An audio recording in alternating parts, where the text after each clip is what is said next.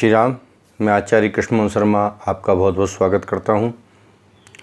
आपसे मैं निवेदन करता हूं कि यदि आपने हमारे इस YouTube चैनल को सब्सक्राइब नहीं किया है तो कृपा करके पहले सब्सक्राइब करें, बेल बटन दबाएं, लाइक करें, शेयर भी करना ना भूलें।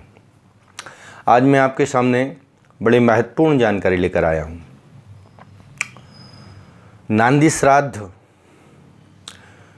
कर्म हमारे जीवन में क्या महत्व रखता है, नांदी श्राद्ध क्यों, कब और कैसे और कहाँ होना चाहिए, इन सारे विषयों पर मैं आपसे चर्चा करूँगा।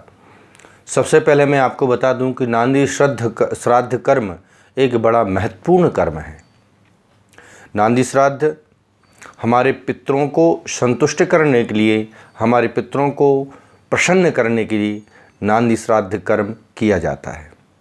यदि हमारे जीवन में, हमारे परिवार में हमारे पितृ यदि संतुष्ट हैं, पितृ यदि हमारे प्रसन्न हैं, तो हमारे घर में सुख, संपत्ति, ऐश्वर्य, संतान और सब कुछ प्राप्त हो पाएगा। और यदि पितृ संतुष्ट नहीं है, पितृ यदि प्रसन्न नहीं है, तो हम कितना ही प्रयास कर लें, कितने ही धार्मिक कार्यों को हम कर लें, लेकिन हमको कहीं ना कहीं कुछ ना कुछ जीवन में अभाव बना रहेगा।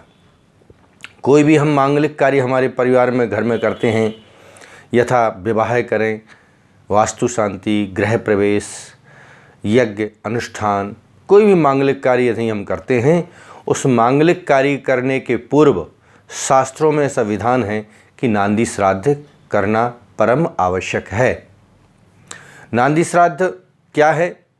नांदी श्राद्ध एक तरह से हमारे पितरों का आशीर्वाद, पितरों की पूजन मानी गई है। नांदी श्राद्ध में 3 पीढ़ियों का पूजन होता है। जैसे नांदी श्राद्ध करने का जो विधि है वो इस प्रकार है।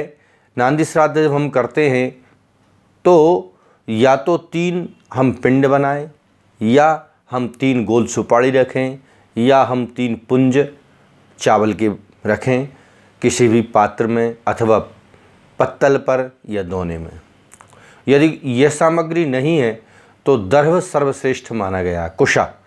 कुशा की आप 6 तिनके लें और 6 तिनकों को 2-2 तिनके बना के 3 तिनके आपने रख लिए और तीनों तिनकों को अलग अलग स्थापित कर दिया, जिसमें आप दाहिने हाथ से जब आप पूजन प्रारंभ करेंगे तो पहले पूजन आपको सत्यवसु की पूजन होगी। सत्यवसु कहा, सत्यवसु ये भगवान विष्णु के ही अवतार हैं। दूसरी जो आपने रखा है कुशा, वह है आपके पिता, पिता के पिता और पिता के पिता, माने 3 पीढ़ियाँ आपकी यहाँ पूजन इसमें की जाएगी।